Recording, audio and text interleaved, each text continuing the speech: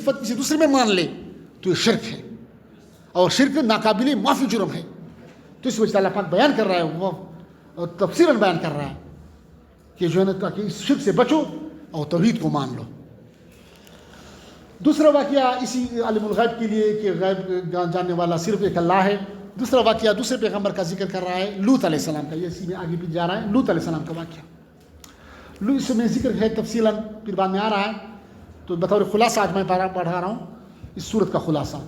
کہ دوسرا دعویٰ یہ ہے کہ عالم الغیب صرف ایک اللہ ہے، غیب کا جاننے والا صرف ایک اللہ ہے، پیغمبر بھی عالم الغیب نہیں ہے. تو ایک واقعہ اس دعوے کو ثابت کرنے کے لیے ایک واقعہ ابراہیم علیہ السلام کا ذکر کیا، دوسرا واقعہ لوط علیہ السلام کا ذکر ہوا. لوط علیہ السلام کا واقعہ اس طرح ہے کہ اس کی قوم میں ایک بہت بڑی فحاشی پھیلی ہوئی تھی، فحاشی کی بیماری تھی، فحاشی کل عام فحاشی ہو رہی تھی. تو وہ فحاشی کے بیس پہ یہاں پر اتنی فحاشی چڑھ گئی تھی کہ وہ جو ہے نا لڑکوں کو بھی نہیں چھوڑتے تھے. تو اس قوم میں اور اس پہ فخر کرتے تھے، اس برائی پہ. تو یہاں پر وہ فرشتے جو ہے نا خوبصورت نوجوانوں کی صورت میں لوط علیہ السلام کے گھر پہ چلے گئے، یعنی ابراہیم علیہ السلام سے نکل کر وہ لوط علیہ السلام کے پاس چلے گئے. تو لوط علیہ السلام کے پاس جب پہنچ گئے تو لوط علیہ السلام کو فکر ہوا کہ تو راستے میں لوگوں نے دیکھ لیا ہے کہ اس کے پاس مہمان آئے ہیں، تو کہیں وہ جو ہمارے جو قوم کے جو خبیث لوگ ہیں اس کو پتہ نہ چل جائے، میرے مہمانوں کو کوئی تکلیف نہ پہنچائیں. تو یہ میری عزت کا سوال ہے کہ میرے مہمان ہیں اور کوئی میرے مہمانوں کو ہاتھ لگائے، اس کو نقصان پہنچائے. تو فکر مند ہوا، دل میں فکر کیا اللہ اللہ خیر کر یار.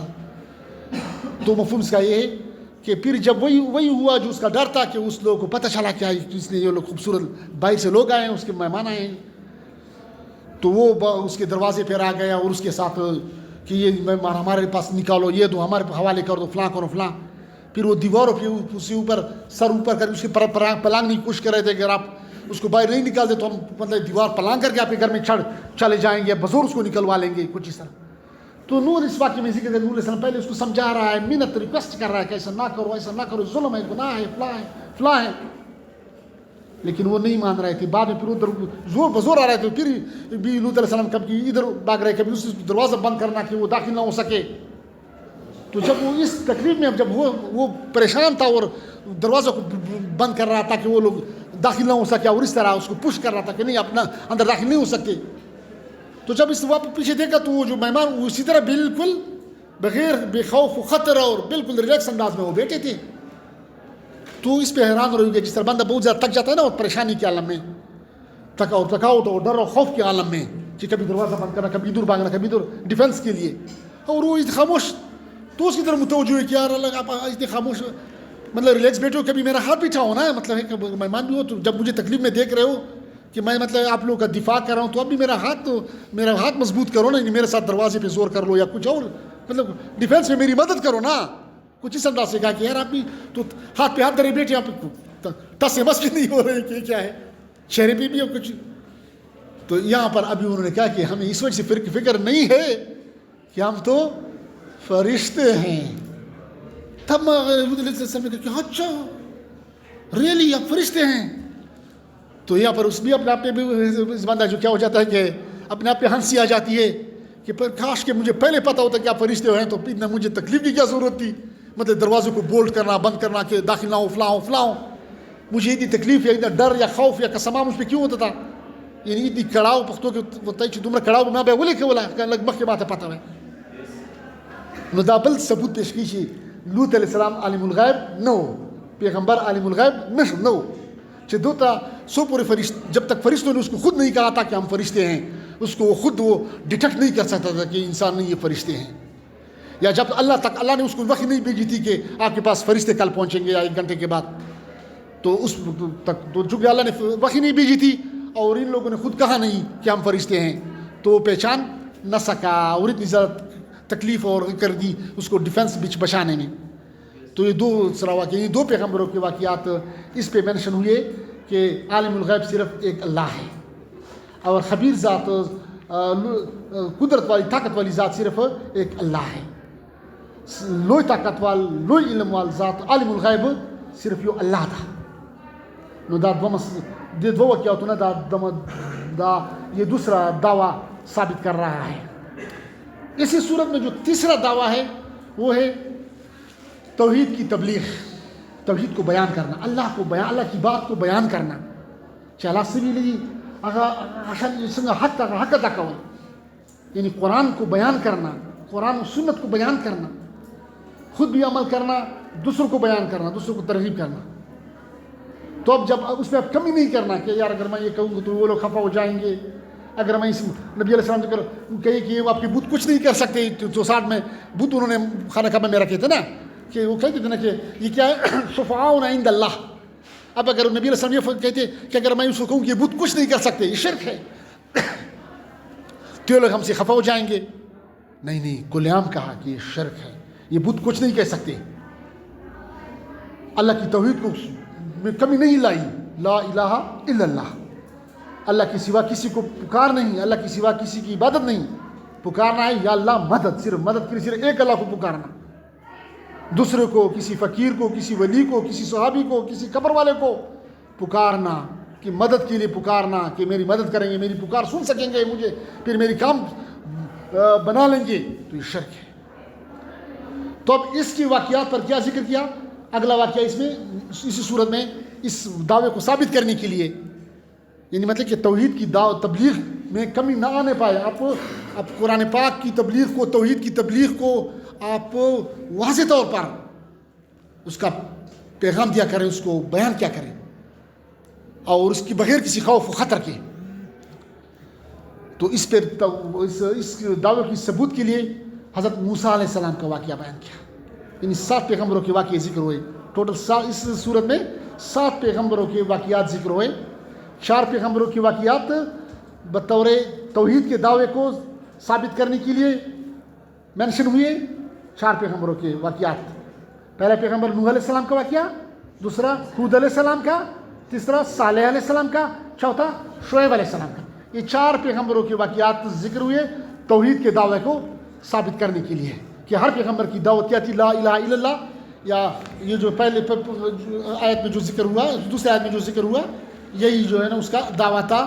الا تعبدوا الا اللہ، لا تعبدوا الا اللہ، اللہ کے سوا کسی کی بندگی نہ کرو، اللہ کے سوا کسی کو پکارنا نہیں، اللہ کے سوا کوئی کارساز نہیں، اللہ کے سوا کوئی مختار نہیں، اللہ کے سوا کوئی حاجت روا نہیں، اللہ کے سوا کوئی مشکل کشا نہیں، اللہ کے سوا کسی کی بندگی نہیں. سلور پیغمبروں دعویٰ کیا. بیا عالم الغیب صرف یو اللہ دا دعویٰ دے بندے مزید بہت پیغمبرانو واقعی یو ابراہیم علیہ السلام واقعہ اور بلدے لوط علیہ السلام.